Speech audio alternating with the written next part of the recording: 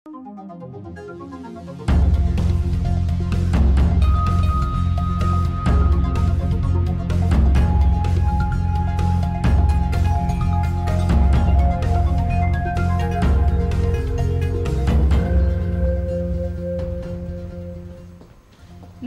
यो हो news 24 television prime time न्यूजमा स्वागत छ। अन्ततः निर्वाचन आयोगले जनता समाजवादी पार्टीको आधिकारिकता सम्बन्धी विवाद टुङ्गाइदिएको छ। उपेन्द्र यादव पक्षलाई आधिकारिकता दिएपछि महन्त ठाकुर पक्षले अब नयाँ पार्टी गठन गर्नुपर्नेछ। उता माधव नेपाल पक्ष आपसी भनाभन र गाली गलौज बन्द गरेर पार्टी एकतामा जोड दिने निर्णयमा पुगेसँगै नेकपा एमालेमा केही दिनभित्रै दुई अध्यक्षात्मक प्रणाली रहने गरी सहमति हुन सक्ने सम्भावना देखिएको छ। नेपालमा तेस्रो लहरको कोरोना संक्रमणको जोखिम आउन सक्ने विज्ञहरूले चेतावनी दिएका छन्। आगामी 5 महिनाभित्र करिब 2 लाख संक्रमित थपिने स्वास्थ्य मन्त्रालयले अनुमान पनि गरेको छ। अनि मेलम्चीका बाढी पीडित करिब 1.5 महिना बितिसक्दा पनि राहत नपाएपछि नवनियुक्त प्रधानमन्त्री गुहार्न राजधानी आइपुगेका छन्। उनीहरूले प्रधानमन्त्री शेरबहादुर देउवालाई भेटेर 10 बुँदे ज्ञापन पत्र बुझाएका छन्। यसका साथै स्पोर्ट्स र इन्टरनेसनल न्यूज र जिल्लाका न्यूजहरू पनि आजको यस प्राइम टाइम बुलेटिनमा समावेश गरेका छौं। अब प्राइम टाइम न्यूजका हेडलाइन्स। उपेन्द्र यादव पक्षले पायो जसपाको आधिकारिकता।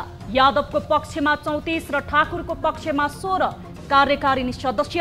कारागारमा रहेका निलम्बित सांसद पनि निर्वाचन आयोगमा।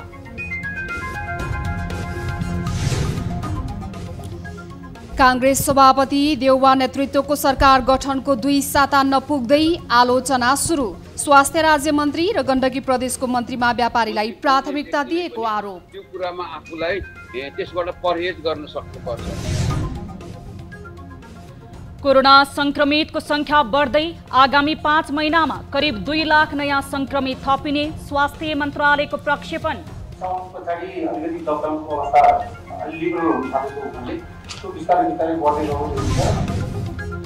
सरकारले बजेट खर्च गर्न नसक्दा वैदेशिक सहयोग पनि घट्यो। 61 अर्बको वैदेशिक सहायताको लक्ष्यमा 25 अर्ब मात्र प्राप्त।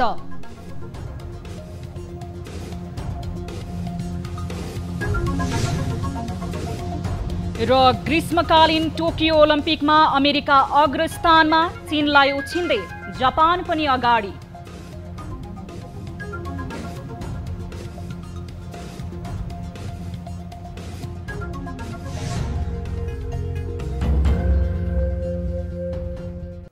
हामी निरन्तर न्यूजमा छौं।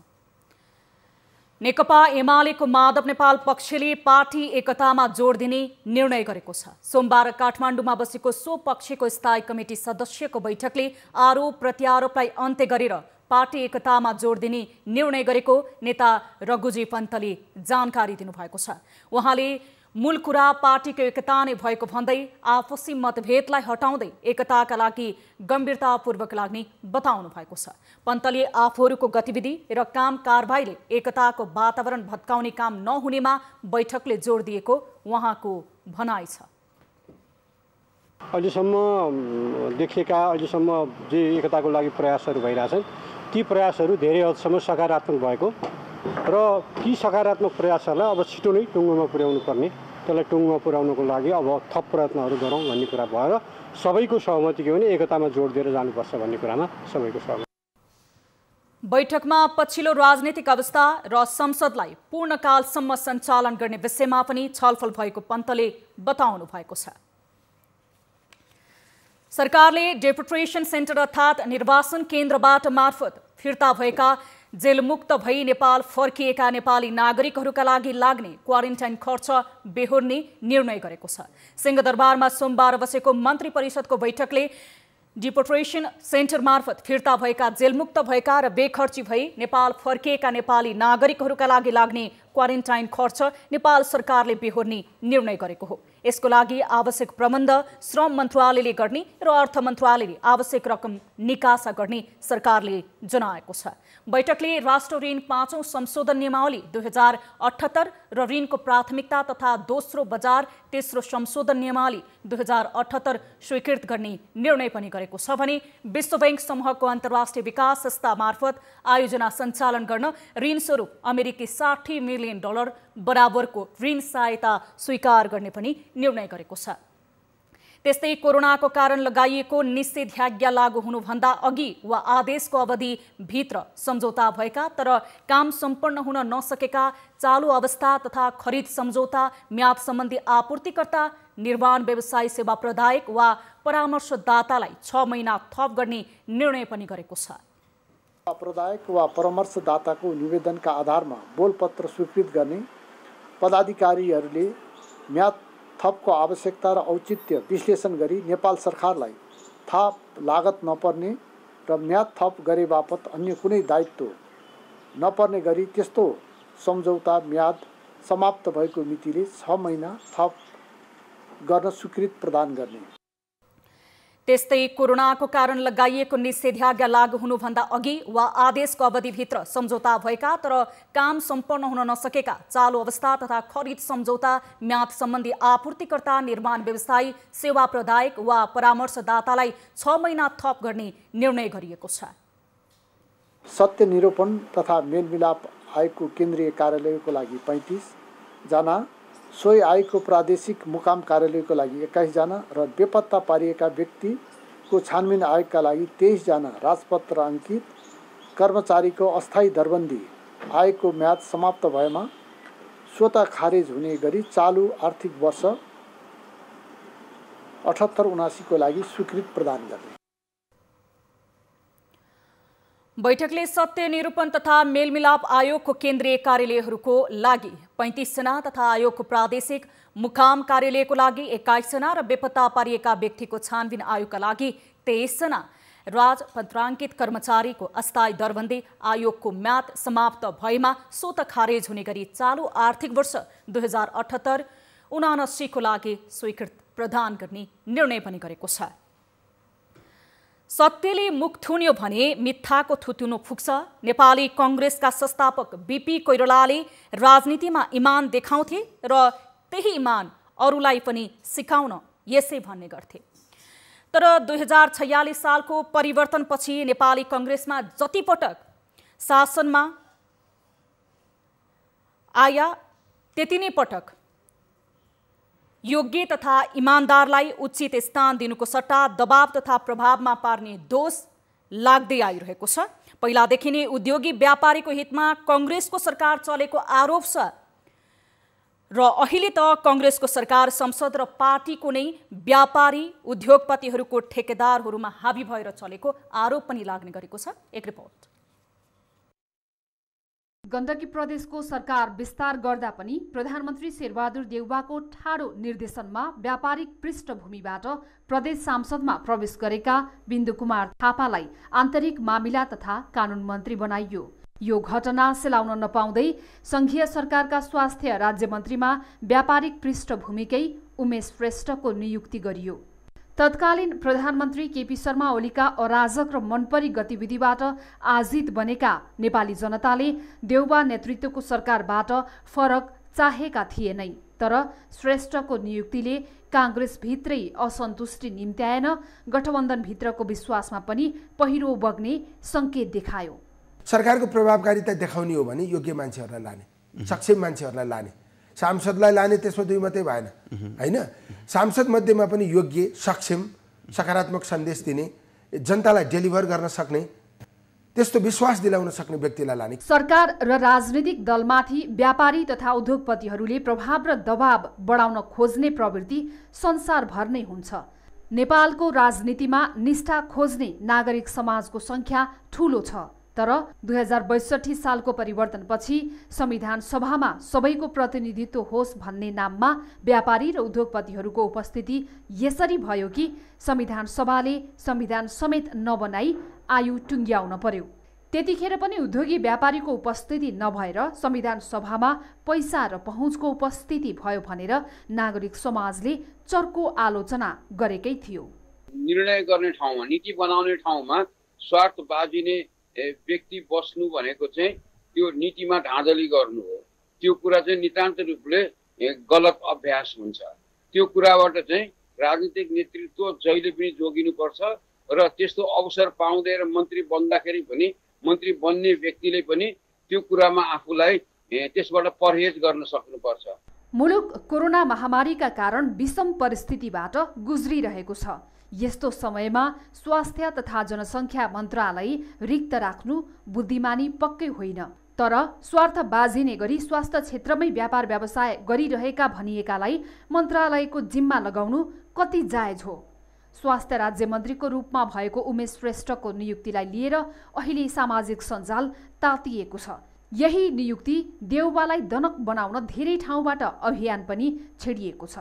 ओली सरकारको गल्तीको आलोचना गरेर नथाकेकाहरूबाट त्यही गल्तीको पुनरावृत्ति हुन थालेको टिप्पणी समेत हुन थालेका छन्।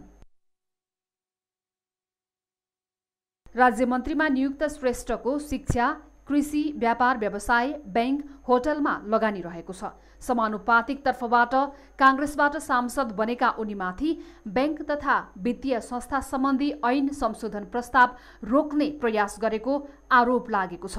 यस्तै निजी विद्यालयलाई सहकारी मार्फत सञ्चालन गर्ने सरकारको तयारीमा पनि श्रेष्ठ नै बाधक बनेको देख्नेहरू धेरै छन्। निर्वाचन आयोगले जनता समाजवादी पार्टी जसपाको उपेन्द्र यादव पक्षलाई आधिकारिकता दिएको छ। केन्द्रीय कार्यकारिणी समितिका बहुमत सदस्य यादव पक्षमा भएकाले आधिकारिकता दिएको हो। यादव पक्षले आधिकारिकता पाएसँगै निर्वाचन आयोगले ठाकुर पक्षलाई अर्को दल दर्ता गर्न चाहेमा दिने बताएको छ। एक रिपोर्ट। जनता समाजवादी पार्टीभित्रको विवाद निर्वाचन आयोगले किनारा लगाइदिएको छ। जसपाभित्र अध्यक्षद्वय महन्त ठाकुर र उपेन्द्र यादव पक्षबीच लामो समयदेखि विवाद थियो। पार्टीको आधिकारिकता विवादलाई लिएर निर्वाचन आयोगले संख्या एकिन गर्दै यादवको पक्षमा निर्णय सुनाएको हो। 51 जनाको केन्द्रीय कार्यकारिणी सदस्यहरूमध्ये 34 जनाले यादवको पक्षमा र 16 जनाले महन्त ठाकुरको पक्षमा शनाखत दिएका थिए भने रेशम चौधरी तटस्थ बसेका थिए। आफ्नो पक्षमा फैसला आएपछि अध्यक्ष यादवले ठाकुर पक्ष सचिएर आए पार्टीमा भूमिका दिने बताए। पार्टीमा अनुशासित भएर काम गर्ने सबैका लागि ठाउँ हुन्छ। हामीले चाहिँ कुनै ठुलो ताला लगाएर बन्द गरेर राखेका छैनौँ पार्टी। तर उहाँहरूले सोच्ने कुरा हो कि त्यो गलत नीतितर्फ गलत कार्य पार्टी विरोधी क्रियाकलापमा किन गर्नु हो भन्ने कुरा त उहाँले सोच्नु हो, हाम्रो पक्षबाट होइन, हामीले घोघराएर पठाएको होइन। तर ठाकुर पक्षले भने निर्वाचन आयोगको निर्णयले आफूहरू विचलित नहुने प्रतिक्रिया दिएको छ। 1 वर्षमै पार्टी फुटको अवस्था आउनु दुःखद भएको भन्दै उनीहरूले पार्टी सङ्कटमा पर्दा आफूहरूले सहयोग गरेको तर अहिले प्राविधिक कारण देखाएर यादवले पार्टी फुटाउन खोजेको आरोप लगाएका छन्। उनीहरूले गलत काम नगरेकाले आफूहरूलाई आत्मग्लानी नभएको पनि बताएका छन्। पार्टी फुट्दैन के, पार्टी जनताबाट हुने हो, जनताबाट निर्माण हुने हो, जनताबाट पार्टी निर्माण हुन्छ र यो देशमा वैकल्पिक शक्ति अभियान जुन हामी ल्याएका छौँ त्यो वैकल्पिक शक्ति निर्माणमा हामी अगाडि बढ्छौँ र शोषण उत्पीडनको निर्वाचन आयोगको फैसलापछि हामी आगामी निर्णय चाहिँ लिन्छौँ। धन्यवाद। हामीले के भने अहिले मुद्दाकै बारेमा चाहिँ हामी पार्टी एकीकरण गरे हो। अहिले पनि हामी मुद्दा के पक्षमा छौँ हामीले भनेका छौँ। हिजोको सरकारसँग पनि हामीले माग मुद्दाकै हिसाबमा समर्थन गरेका थियौँ। आजको चाहिँ सरकारसँग पनि हामीले माग मुद्दा गरेका छौँ, किनभने हाम्रो लडाइँ राज्यसँग हो। जनता समाजवादी पार्टीको विवादमा उपेन्द्र यादव पक्षलाई आधिकारिकता दिएको निर्वाचन आयोगले ठाकुर पक्षलाई छुट्टै दल दर्ता गर्न भने दिने भएको छ। जनता समाजवादी पार्टीको केन्द्रीय कार्यकारिणी समितिको सदस्यहरूमध्ये बहुमत सदस्यहरूको समर्थन रहेको उपेन्द्र यादव पक्षको समूहले आधिकारिकता अथवा मान्यता पाउने इजलासले ठहर गरेको छ र अर्को पक्षलाई छुट्टै दल गठन गर्नका निम्ति अवसर आयोगले दिएको छ, इजलासले दिएको छ। जसपामा आधिकारिकता गुमाएको ठाकुर पक्ष छुट्टै पार्टी गठनका लागि अघि बढ्छ वा यादवको पक्षमा भएको फैसला स्वीकार्दै जसपामा एकाकार भएर अघि बढ्ला चासोका साथ हेरिएको छ। न्युज 24 टेलिभिजनका लागि क्यामेरामा सुनिल गुरुङका साथ टिभी जर्नलिस्ट राजन ढकालको रिपोर्ट। फौजदारी मुद्दा लागेको व्यक्तिलाई चुनावमा लड्ने त के मताधिकारको व्यवस्था पनि छैन नेपालको कानुनमा। तर निर्वाचन आयोगले सबै कानुन व्यवस्था र दृष्टान्तहरू कुल्चेर फौजदारी मुद्दामा कारागारमा रहेका जनता समाजवादी पार्टी जसपाका सांसद रेशम चौधरीलाई मतदान प्रक्रियामा सहभागी गराएको छ। एक रिपोर्ट। जनता समाजवादी पार्टीको आधिकारिकता विवादबारे निर्वाचन आयोगले व्यक्तिगन्ती हेडकाउन्टको आधारमा निर्णय गर्ने भएपछि चौधरीले आयोगमा उपस्थित हुने अवसर पाएका हुन्। जसपाका कार्यकारिणी सदस्यहरूलाई बोलाएर निर्णय लिने क्रममा आयोगमा पुगेका चौधरी तटस्थ बसे। हेडकाउन्ट निर्वाचनको नै एक अङ्ग भएकोले आयोग यहाँ गम्भीर रूपले चुकेको जानकारहरूले बताएका छन्। यही आधारमा आयोगलाई चौधरीलाई बोलाउने अधिकार कुन कानुनले दियो भन्ने बहस भने सुरु भएको छ। सुरुमा चौधरी थुनामा रहेको दिल्ली बजार कारागारमा नै कर्मचारी पठाएर शनाखत लिन खोजिए पनि चौधरीले नमानेपछि आयोगले उनलाई कार्यालयमा बोलाएको हो। तर चौधरीको मुद्दा सर्वोच्च अदालतमा विचाराधीन छ। उनको मुद्दा किनारा लागि नसकेको अवस्थामा उनी फौजदारी अभियोगका कसुरदार नै हुन्। त्यसैले पनि फौजदारी अभियोगको मुद्दा खेपिरहेका चौधरीलाई आयोगले बोलाउँदा गम्भीर कानुनी त्रुटि भएको कानुनविदको तर्क छ। फौजदारी अभियोग लागेर कैद सजाय पाएको व्यक्तिलाई राजनीतिक दलको साधारण सदस्य पनि मान्दैन, त्यसले चिन्दैन। यो उनले चाहिँ यो निर्वाचन आयोगले गलत गर्यो।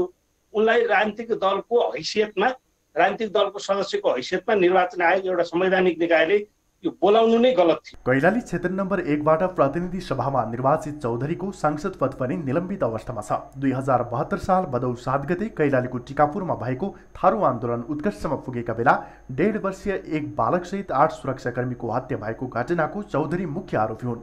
त्यही घटनामा उच्च अदालत दिपायलबाट जन्मकैदको सजाय पाएका उनको मुद्दा सर्वोच्च अदालतमा विचाराधीन छ।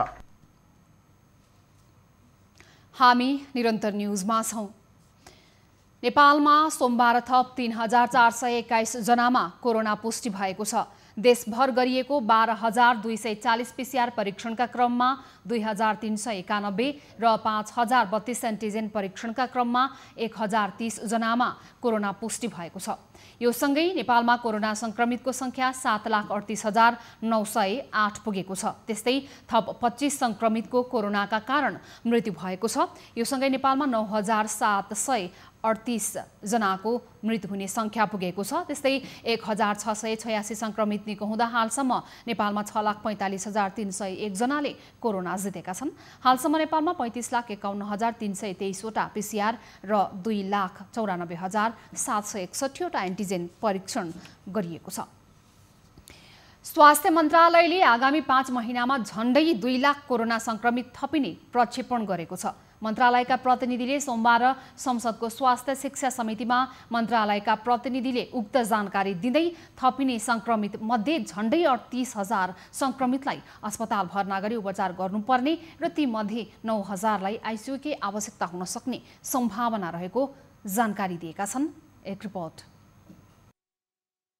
नेपालमा मात्र होइन, विश्व स्वास्थ्य संगठनले संसारभर नै कोरोना संक्रमित पुनः बढ्न थालेको जनाएको छ। पछिल्लो एक सातामा विश्वभर 34 लाख नयाँ संक्रमित थपिएको तथ्याङ्क छ। मन्त्रालयको प्रक्षेपण आगामी 5 महिनामा 1,93,856 जना नयाँ संक्रमित थपिनेछ।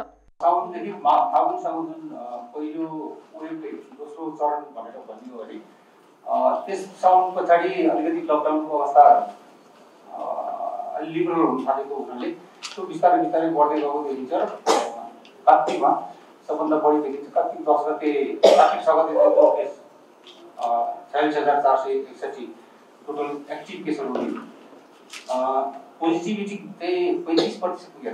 तेस्रो लहरको तयारी खोइ।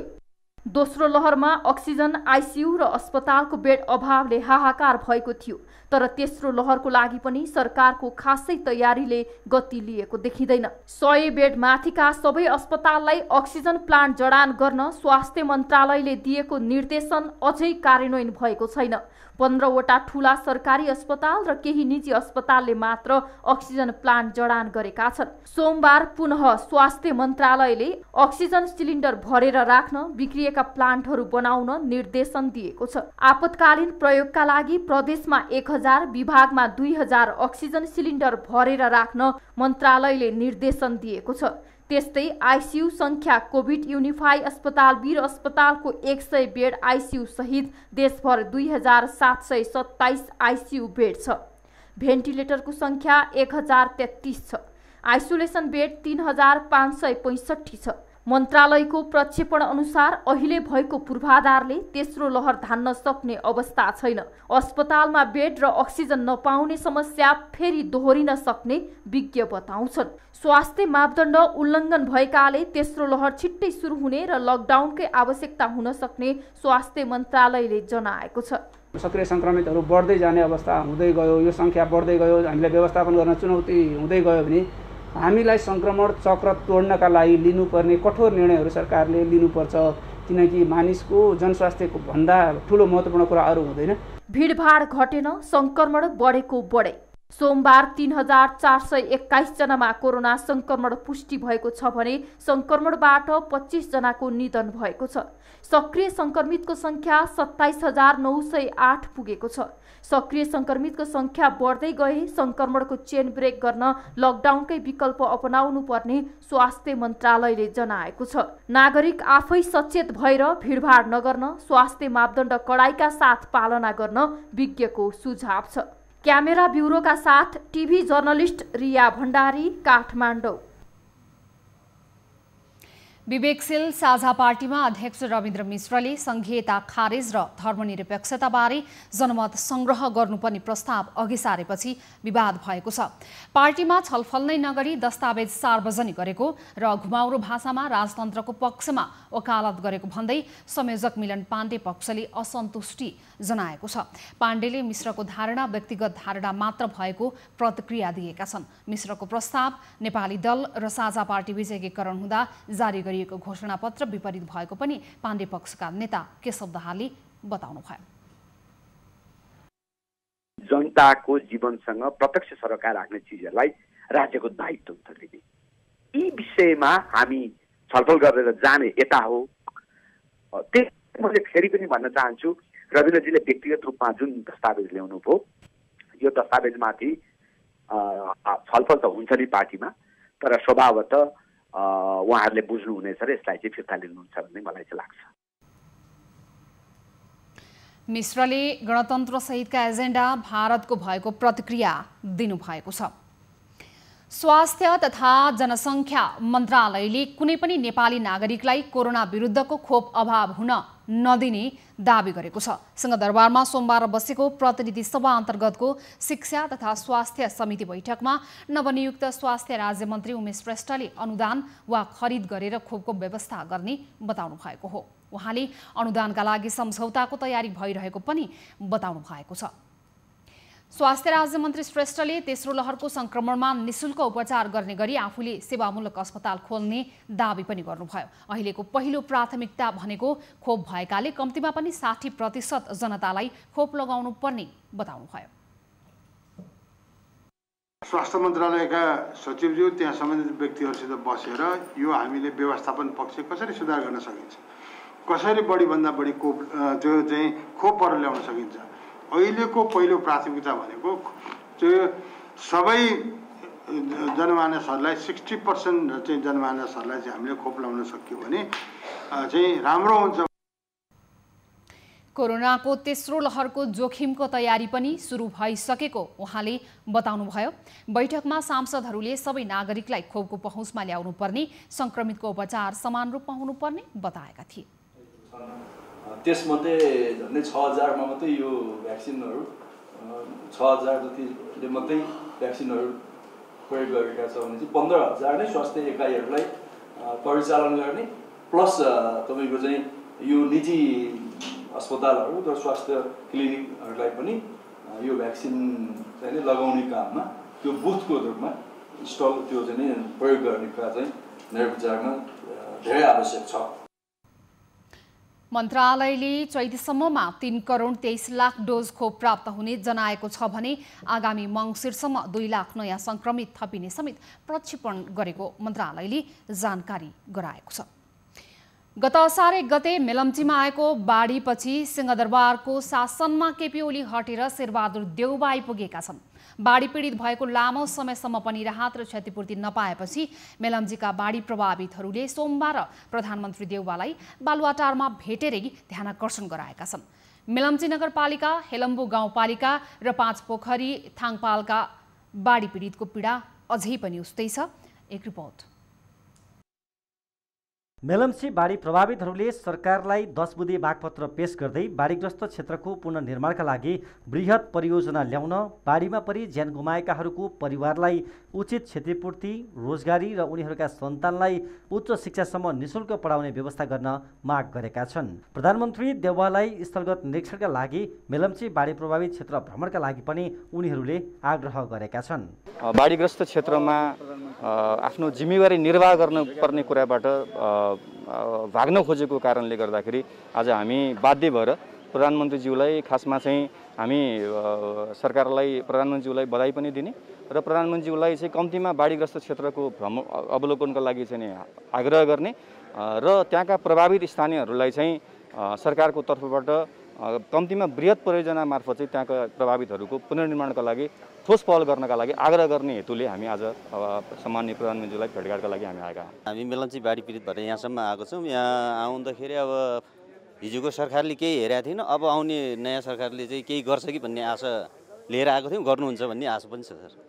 हो, त्यहाँ पीडितलाई केही न केही गर्नुहुन्छ भन्ने आशा छ सर। बाढीले दर्जनौं झोलुङ्गे पुल बगाएको छ, केही मोटरेबल पुल पनि भत्काएको छ। हजारौं रोपनी उर्वर खेती बगरमा परिणत भएको छ। दर्जनौं ट्राउट फार्म खोलामै मिसिएको छ। ट्राउट र पर्यटनको हब बन्दै गएको हेलम्बुलाई पुनः नयाँ जीवन दिन सरकारले सहयोग गर्नुपर्ने हेलम्बुवासी बताउँछन्। सरकारले मेलम्ची क्षेत्रलाई विपद सङ्कटग्रस्त क्षेत्र घोषणा गर्दा आफूहरू खुसी भए पनि त्यस्तो घोषणापछि के हुन्छ भन्ने बारे भने थाहा नभएको उनीहरू बताउँछन्। शेरबहादुर प्रधानमन्त्री भएपछि अब हामीलाई अलिकति आशा चाहिँ कम्ती पनि अब सङ्कटग्रस्त क्षेत्र घोषणा गर्नुभएको छ। त्यो सङ्कटग्रस्त के हो नि, त्यसबाट के छ भन्ने चाहिँ हामीले बुझेका छैनौँ। त्यसबाट पक्कै पनि केही प्याकेज त आउला र त्यो गर्नु होला भन्ने पनि हामी प्रधानमन्त्रीलाई ध्यानाकर्षण पनि गराएका छौँ। सबै कुरा गइसकेको छ। हाम्रो त सपनाहरू खण्डगर भइसकेको छ। हाम्रो त अब त्यहाँको चाहिँ जग्गा जमिनहरू केही पनि छैन। ट्राउट फार्म कहाँ गर्ने भन्ने कुरा भइसक्यो। खोलाले धार परिवर्तन गरेका छ होइन। लगानी गर्नलाई स्रोतहरू छैन। अब ऋणहरू चाहिँ हामीले ब्याङ्कबाट लिएका छौँ होइन। अब यसलाई चाहिँ सरकारले कसरी सहयोग गर्न सक्छ त? स्थानीय सरकारले यसलाई कसरी हेरेको छ? ज्ञापनपत्र बुझ्दै प्रधानमन्त्री देउवाले मेलम्ची पीडितहरूलाई सरकारले हेर्ने भन्दै आश्वस्त पार्ने प्रयास गरेका छन्। तर मेलम्चीका स्थानीयहरू अघिल्लो सरकारले पनि प्रतिबद्धता जनाएको तर काम नगरेको भन्दै प्रधानमन्त्रीको भनाइले मात्र आश्वस्त बन्न सकेका छैनन्। प्रतिपक्षमा रहँदा मेलम्ची बाढी पीडितबारे चासो दिन सरकारलाई घचघच्याएको काङ्ग्रेस आफै सरकारमा हुँदा कति गम्भीर बन्ला त्यो भने सरकारले गर्ने काम पछि नै थाहा हुनेछ। न्युज 24 टेलिभिजनका लागि क्यामेरामा कान्छा डङ्गोल र मदन सापकोटाका साथ टिभी जर्नालिस्ट जगन्नाथ दुलालको रिपोर्ट। हामीसँग न्युजहरू अझै बाँकी छन्। समय हो लाइफ बोय हात धुने ब्रेक।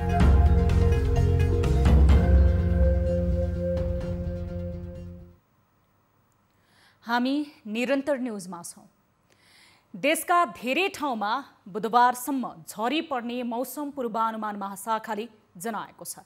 केही ठाउँमा ठूलो पानी पर्ने भएकाले सावधानी अपनाउन महाशाखाले आग्रह गरेको छ भने आज राति सुदूरपश्चिमका केही भागमा र भोलि बिहान प्रदेश नम्बर 1 बागमती प्रदेश, गण्डकी प्रदेश र कर्णाली प्रदेश सुदूरपश्चिमका केही ठाउँमा ठूलो पानी पर्ने महाशाखाले जनाएको छ। महाशाखाले पहाडी भूभागमा भूक्षय पहिरो तथा गेग्रान बहावको जोखिम रहेको हुनाले नदीनाला र कहरी खोलामा पानीको सतह बढ्न सक्ने भन्दै आवश्यक सतर्कता अपनाउन अनुरोध समेत गरेको छ। मनसुनी न्यूनचापी रेखा नेपालको तराई भूभाग नजिक आउने क्रम सुरु भएकाले मनसुन सक्रिय भएको मौसमविदले जनाएका छन्। सुनसरीको देवानगञ्ज गाउँपालिकाका केही ओडाहरू नीलगाईले स्थानीय कृषकको नालीबाली खाइदिने लगायतको बाली नष्ट गर्न थालेपछि स्थानीयवासी मर्कामा परेका छन्। एक रिपोर्ट।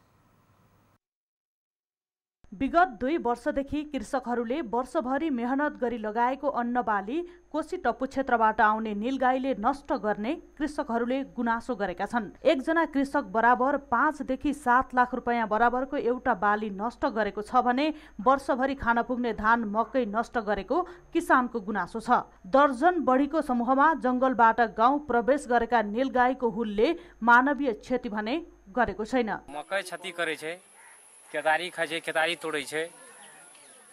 तब नहर से कता 10 दिन जे छै पहले जे छै नहर से कता जे छै 3टा गधा जे छै आ की छै लील गया नहर तोड़े के भागले। धेरै जसो उखु र मकै खेती हुने देवानगञ्ज 4, 5 र 6 स्थित साहेबगञ्ज क्षेत्र यति बेला नीलगाईले बढी क्षति पुर्याएको छ। दिनभरि लुकेर बस्ने र रातको समयमा निस्केर बाली नालीमा क्षति पुर्याउने गरेको स्थानीयको भनाइ छ। धेरै हुन्छ त एउटा हुँदैन त, कति 10 एउटा जति बढी हुन्छ अनि सुगर पनि हुन्छ। सुगर त धेरै अति क्षति गर्छ। देवानगञ्जमा आएका नीलगाईको समूह कोशी टप्पु वन्यजन्तु आरक्ष क्षेत्रबाट आएको हुन सक्ने स्थानीयको अनुमान छ। जंगल क्षेत्र अतिक्रमण भएर मानव बस्तीको विकास, जलवायु परिवर्तन र जनावरहरूलाई आहाराको अभाव लगायतका कारणले नीलगाईहरू अनुकूल वासस्थानको खोजीमा गाउँ प्रवेश गरेको हुन सक्ने जिल्ला वन कार्यालयले बताएको छ। नीलगाई नेपाल सरकारको संरक्षणको सूचीमा नपरे पनि जंगली जनावर भएकाले यसको संरक्षणको सवालमा कोशी टप्पु वन्यजन्तु आरक्षसँगको सहकार्यमा ठोस कदम चाल्ने तयारी भइरहेको सुनसरीको भुटा स्थित हरिनगरा सब डिभिजन वन कार्यालयका सहायक वन अधिकृत राजेन्द्र प्रसाद यादवको भनाइ छ। संरक्षणको सवालमा वन्यजन्तु आरक्ष कोशी वन्यजन्तु आरक्ष जिल्ला वन कार्यालयसँग समन्वय गरेर अनि त्यसपछि के गर्न सकिन्छ भन्ने कुरा चाहिँ छलफल अलिकति आएको छ। नीलगाई भने नेपाल लगायतका एसियाली राष्ट्रहरूमा पाइने ठूलो प्रजातिको मृग हो। यसलाई घोडगधा वा लीलगाईको नामले पनि चिनिन्छ। न्युज 24 का लागि सुनसरीबाट टिभी जर्नलिस्ट तारा आचार्यको रिपोर्ट। बाँकेको नेपालगञ्ज उपमहानगरपालिका र कोहलपुर नगरपालिका बजार क्षेत्रभित्र जडान गरिएको 1 वर्ष नबित्दै सौर्य बत्तीहरू बल्न छाडेका छन्। नेपालगञ्ज उपमहानगरपालिकाको समन्वय र संसद कोषबाट नेपालगञ्जमा सौर्य बत्ती जडान गरिएको थियो। बत्ती जडान गरिएको 1 वर्ष नबल्ने समस्या आएको स्थानीय बताउँछन्। अहिलेसम्म यो बल्ब छ, यो 3 वर्ष भयो बल्ब बलेको छैन भनेपछि मैले यहाँको अध्यक्षले फोन गरेको थियो, अध्यक्षले फोन उठाउनु भएन। त्यस कारणले चाहिँ यो अझै यो नगरपालिकाको चाहिँ ध्यान चाहिँ विशेष जाओस् भन्ने मेरो मान्यता। नेपालगञ्ज उपमहानगरपालिकाभित्र बिग्रिएको सडक बत्ती मर्मतका लागि 20 लाख बजेट विनियोजन गरे पनि हरेक वर्ष बनाइराख्नुपर्ने समस्या देखिएको उपमहानगरको भनाइ छ। यसलाई मर्मत गरेर चलाउने काम गरेका छौँ र यो वर्ष पनि हामीले मर्मतको लागि भनेर पैसा विनियोजन गरेका छौँ र यो वर्ष नै अब हामी कतिवटा बत्ती बल्छ कतिवटा बल्दैन र त्यसको इस्टिमेट कति हुन्छ त्यो लगत निकालेर तत्कालै हामी चाहिँ फेरि पुनः बल्ने गरी अब मर्मत गर्ने काम चाहिँ गर्दैछौँ। नेपालगञ्ज उपमहानगरपालिकाभित्र 150 बत्ती बढी सौर्य बत्ती जडान गरिए पनि अहिले अधिकांशले काम गर्दैनन्। सडक बत्तीको वारेन्टी 1 वर्षको मात्र हुने गरेको भन्दै उपमहानगरपालिकाले बत्ती मर्मतको हरेक वर्ष बजेट विनियोजन गर्नुपर्ने बाध्यता रहिआएको छ। हामी निरन्तर न्युजमा छौं। सरकारले लक्ष्य अनुरूप वैदेशिक सहायता र वैदेशिक ऋण प्राप्त गर्न सकेन। आर्थिक वर्ष 2077-78 मा सरकारले बजेटमा वैदेशिक अनुदान र ऋणको लक्ष्य 50% भन्दा कम प्राप्त गरेको छ। नेपाललाई सहयोग गर्दै आएको दात्री निकाय र विभिन्न देशको द्विपक्षीय लगानी तथा सहायता घट्दा सरकारको विकास लक्ष्य पूरा पनि प्रभावित भएको छ। सरकारले दात्री निकायले प्रदान गरेको सहायताको 55% मात्र खर्च गर्ने गरेको छ। एक रिपोर्ट।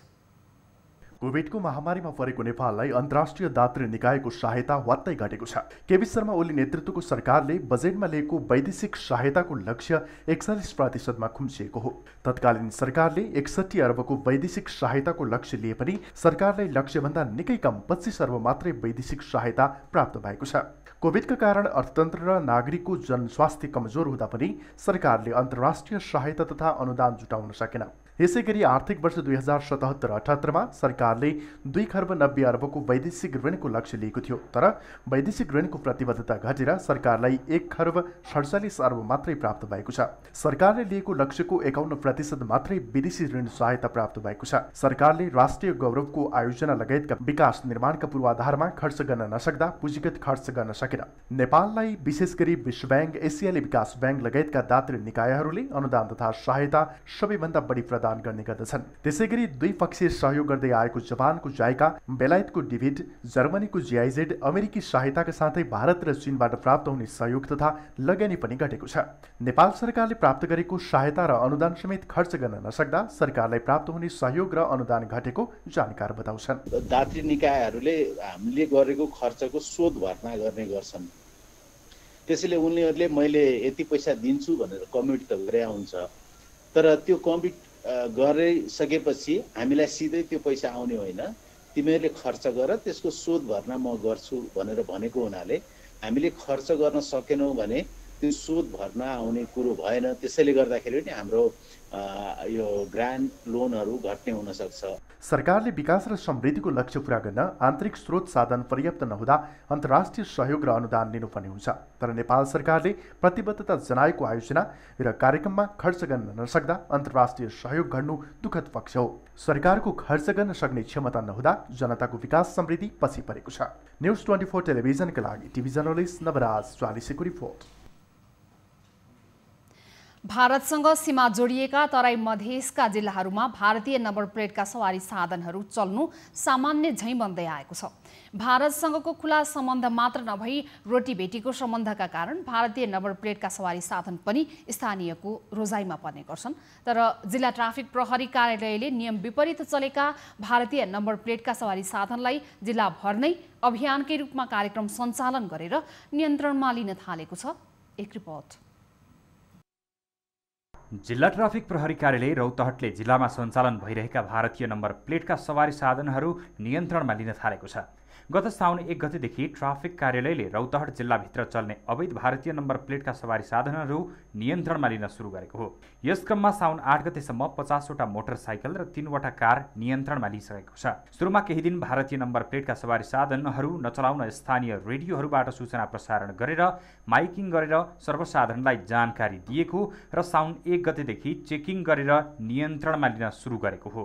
बिना इजाजत पत्र चाहिँ खुलेआम रूपमा हिँड्ने आउने जाने गर्ने, त्यसपछि यो हिट एन्ड रन केस हुने र सवारी दुर्घटना बढी फरार भइसकेपछि यसलाई नियन्त्रण गर्न पनि गाह्रो भएको कारण चाहिँ हामीले चाहिँ 10 दिन अगाडिदेखि उहाँहरूलाई FM रेडियो लगायत माइकिङ गरेर पनि जानकारी दियौँ। अब 1 गते साउन 1 गतेबाट चाहिँ हामीले चाहिँ यसलाई नियन्त्रणमा लिएर भन्सारमा बुझाउँछौँ भनेर चाहिँ जानकारी दिएका छौँ। भारतसँग सीमा जोडिएको रौतहटमा भारतबाट नयाँ मोटरसाइकल, कार लगायतका सवारी साधन किनेर चलाइनु सामान्य रहेको स्थानीय बताउँछन्। जिल्लाका नेता, जनप्रतिनिधिहरू, समृद्ध वर्गका व्यक्तिहरूले पनि भारतीय नम्बर प्लेटका सवारी साधनहरू प्रयोग गर्ने गरेको स्थानीय बताउँछन्। जिल्ला प्रहरी कार्यालय रौतहटको तथ्याङ्क अनुसार गत आर्थिक वर्षमा जिल्लाभर भएका 369 मोटरसाइकल दुर्घटना भएकोमा 172 भारतीय नम्बर प्लेटका मोटरसाइकल रहेका थिए। यसरी चलेका सवारी साधनहरूबाट एक त राज्यले वर्षेनी करोडौँ राजस्व गुमाइरहेको छ भने अर्कोतिर दुर्घटना भएमा पनि त्यस्ता सवारी साधनहरू र सवारी धनीलाई समात्ने कुनै आधार नहुने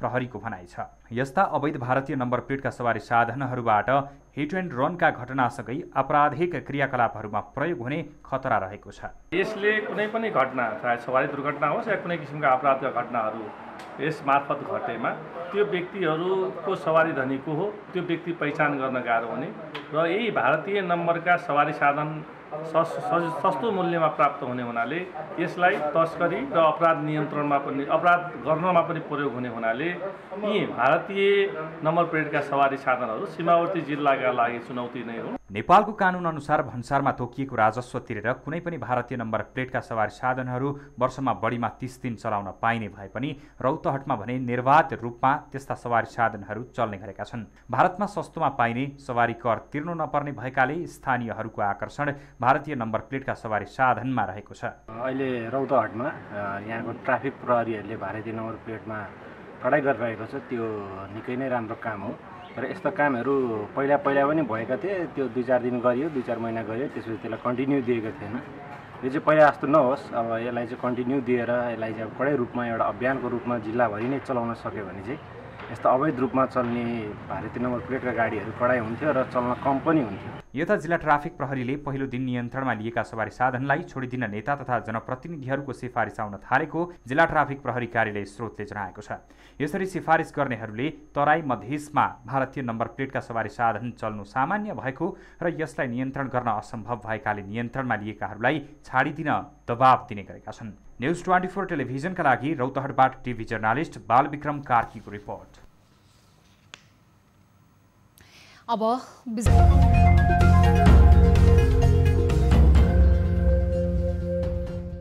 साताको दोस्रो कारोबारको दिन नेप्सेमा सामान्य करेक्सन देखिएको छ। पछिल्लो दिन आइतबार 76.06 अङ्क बढेको नेप्सेमा सोमबार 8 अङ्कको करेक्सन भएको हो। सोमबार नेप्से परिसूचक 8.24 अङ्कले घटेर 3050.42 बिन्दुमा पुगेको छ। त्यसै गरी सेन्सेटिभ इन्डेक्स 2.93 अङ्क, फ्लोट इन्डेक्स 0.86 अङ्क र सेन्सेटिभ फ्लोट इन्डेक्स 1.27 अङ्क घटेको छ।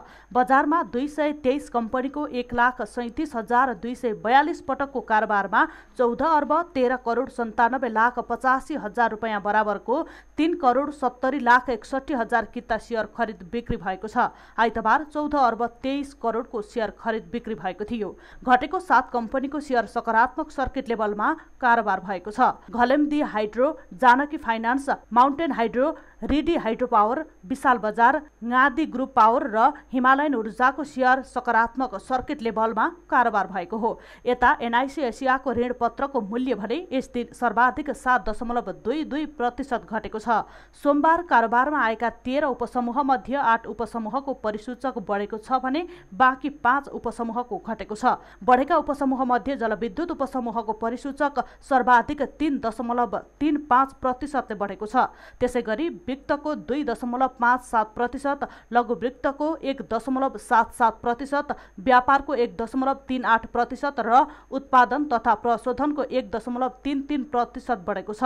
बैंकिङ उपसमूहको परिसूचक सर्वाधिक 2% घटेको छ।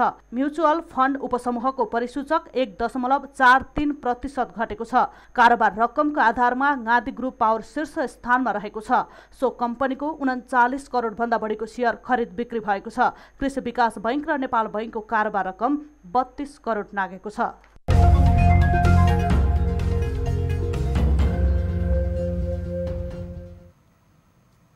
हामीसँग न्युजहरू अझै बाँकी छन्। समय हो लाइफ बोय हात धुने ब्रेकको।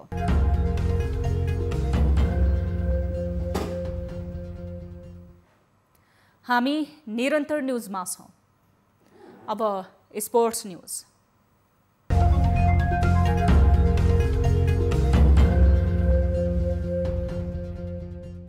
पाकिस्तानका पूर्व कप्तान शाहिद अफ्रिदीले चौथो संस्करणको Everest premier league EPL T20 cricket प्रतियोगिता खेल्ने भएका छन्। 44 वर्षीय अफ्रिदीले काठमाडौँ किङ्स 11बाट चौथो संस्करणको EPL खेल्ने भएका छन्। काठमाडौँ किङ्स 11ले सोमबार काठमाडौँमा एक कार्यक्रमको आयोजना गर्दै अफ्रिदीले टोलीबाट EPL खेल्ने जानकारी गराएको छ। अन्तर्राष्ट्रिय खेलाडीको रूपमा काठमाडौँले अफ्रिदीलाई अनुबन्ध गरेको हो। उनले पाकिस्तानका लागि 27 टेस्टमा 1716 रन र 48 विकेट हात पारेका थिए। अफ्रिदीले 398 एक दिवसीयमा 9064 रन बनाउँदा 395 विकेट र T20मा 79 खेल खेल्दै 1416 रन र 98 विकेट लिएका थिए। यसअघि काठमाडौँले राष्ट्रिय टिममा लेग स्पिनर सन्दीप लामिछानेलाई अनुबन्धित गरिसकेको छ। प्रतियोगितालाई अन्तर्राष्ट्रिय क्रिकेट परिषद ICC र नेपाल क्रिकेट संघले मान्यता दिइसकेको छ। प्रतियोगितामा 6 शहरका फ्रेन्चाइज टिमले सहभागिता जनाउनेछन्। साबिक विजेता ललितपुर प्याट्रियटसँगै Kathmandu kings 11, Pokhara rhinos, Chitwan tigers, Bhairahawa gladiators र विराटनगर वारियर्सले प्रतिस्पर्धा गर्नेछन्। चौथो संस्करणको EPL क्रिकेट असोज 9 गतेदेखि असोज 23 गतेसम्म TU क्रिकेट मैदानमा हुनेछ। नेपाल एथलेटिक्स संघले 13औं दक्षिण एसियाली खेलकुद सागमा पदक जितेका आफ्ना खेलाडीलाई सम्मान गरेको छ। काठमाडौँमा सोमबार आयोजित एक कार्यक्रमका बीच संघले 8 जना खेलाडीलाई सम्मान गरेको हो। 13औं सागमा नेपालले एथलेटिक्स तर्फ 3 स्वर्ण सहित 8 पदक जितेको थियो। स्वर्ण जितेका खेलाडीलाई जनही 1 लाख रुपैयाँ प्रदान गर्दा रजत पदक जितेका खेलाडीले 35,000 नगद पुरस्कार प्राप्त गरे। यसैगरी कांस्य पदक जितेकाले 20,000 रुपैयाँ पुरस्कार पाएका छन्। एथलेटिक्स संघमा पनि राजनीतिक हस्तक्षेप भएको भन्दै केही गर्न खोज्दा अवरोध गर्न खोजिएको अध्यक्ष राजीव विक्रम शाहको आरोप छ। मेरो चुनाव हुन दिएको थिएन। सम्झौता अल्टिमेटली यो प्रोसेसमा जानुपर्ने कुरा पनि माथिबाट प्रेसर आएपछि भनसन गरेपछि मात्रै चुनाव हुने। होल एथलेटिक्समा झन्डै हाम्रो भविष्यका अब एथलिट्सहरू धेरै मुद्दा तपाईहरुले उठाउनु भयो पत्रकार साथीहरूले। त्यो इलेक्सन नहुँदाखेरि हाम्रो नेपाल एथलेटिक एसोसिएसनको भविष्य नै धरापमा थियो। कार्यक्रममा अजित यादवलाई केन्याको राजधानी नैरोबीमा हुने जुनियर च्याम्पियनशिपका लागि विदाई गरिएको छ। त्यसअघि उनले भारतमा हुने एसियन च्याम्पियन्समा तयारी स्वरूप सहभागिता जनाउनेछन्। अजितले जुनियरतर्फ हङकङ म्याराथन जितेका थिए। हामी निरन्तर न्यूजमा छौं। अब एउटा रोचक प्रसंग। ठाउँ र समाज अनुसार विवाहका फरक फरक परम्परा छन्, तर तीमध्ये कतिपय परम्परा तथा संस्कारहरू निकै अनौठा खालका छन्। हाम्रो समाजमा विवाह अगाडि बेहुला बेहुलीको अनुहारमा चमक ल्याउन, जिउ सुन्दर बनाउनको लागि बेसार तथा चन्दन लेपन गर्ने, दुधले नुहाउनेदेखि मेहन्दी लगाउने लगायतका अनेक रीतिरिवाजहरू छन्। तर स्कटल्यान्डमा भने बिहे अगाडि बेहुला बेहुलीमाथि कुहेका गोलबेडा, बिग्रिएका अन्डा, कुहिएका माछा लगायत फोहोर र दुर्गन्धित चिजहरू फ्याँक्ने गरिन्छ। स्कटल्यान्डको ग्लासगो लगायतका कतिपय क्षेत्रमा प्रचलित एक परम्परागत बिहे संस्कार अनुसार हुनेवाला बेहुला बेहुलीलाई सबैभन्दा पहिले एउटा रुखमा बाँधिन्छ। त्यसपछि उनीहरूको शरीरमाथि चकलेटको सिरप, दूध, पिठो, कुहिएका अन्डा, कुहिएका टमाटर तथा कुहिएका माछा लगायतका वस्तुहरू खन्याइन्छ। बेहुला बेहुलीलाई बिहे अगाडि यसरी बाँधेर दुर्गन्धित वस्तुले हिर्काएमा उनीहरूलाई खराब शक्तिबाट बचाउन सक्ने जनविश्वास छ। यदि उनीहरूले विवाह अगाडि नै ती सबै दुर्गन्धित चिजहरूको प्रहार सामना गर्न सकेमा उनीहरूले भविष्यमा जीवनका सबै चुनौतीहरूको सजिलैसँग सामना गरी आफूलाई सम्हाल्न सक्दछन् भन्ने मान्यता छ। द ब्ल्याकेनिङ भनिने यो परम्परा पछिल्लो समयमा युवा युवतीहरूमाझ लोकप्रिय बन्दै गएको छ। अब प्राइम टाइम न्यूज सक्नु अघि अहिलेसम्मका हेडलाइन्स फेरि एकपटक। उपेन्द्र यादव पक्षले पायो जसपाको आधिकारिकता। यादवको पक्षमा 34 र ठाकुर पक्षमा 16 कार्यकारिणी सदस्य। कारागारमा रहेका निलम्बित सांसद पनि निर्वाचन आयोगमा।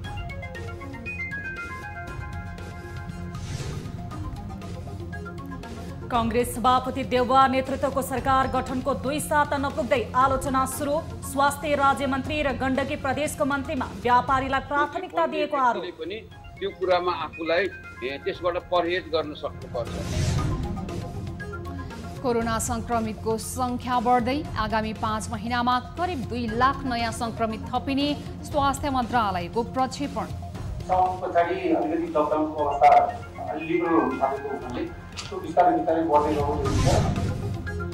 सरकारले बजेट खर्च गर्न नसक्दा वैदेशिक सहयोग पनि घट्यो। 61 अर्बको वैदेशिक सहायताको लक्ष्यमा 25 अर्ब मात्र।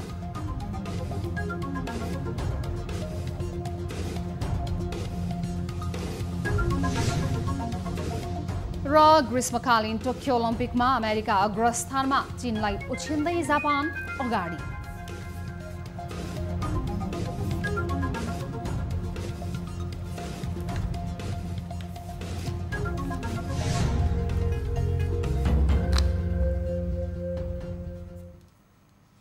प्राइम टाइम न्यूज अहिलेलाई यति नै। जाँदा जाँदै ताली र गालीका लागि हामीले सोधेको प्रश्न। 3 वर्ष बितिसक्दा पनि निर्मला पन्तको हत्यारा पत्ता नलाग्नुको कारण प्रहरीकै कमजोरी हो भन्नेले तालीमा र होइन भन्नेले गालीमा भोट गर्नुहोला।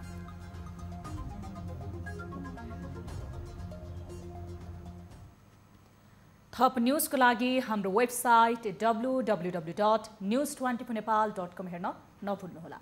साथै तपाईले हामीलाई फेसबुक, ट्विटर र युट्युबमा पनि फलो गर्न सक्नुहुनेछ। यस्तै मोबाइल, फाइबर वा इमेल मार्फत न्यूज24 को हेल्प डेस्कमा कुनै पनि समस्या र गुनासाहरू छन् भने टिपाउन सक्नुहुनेछ। हामी निरन्तर न्यूजमा छौं। नमस्ते।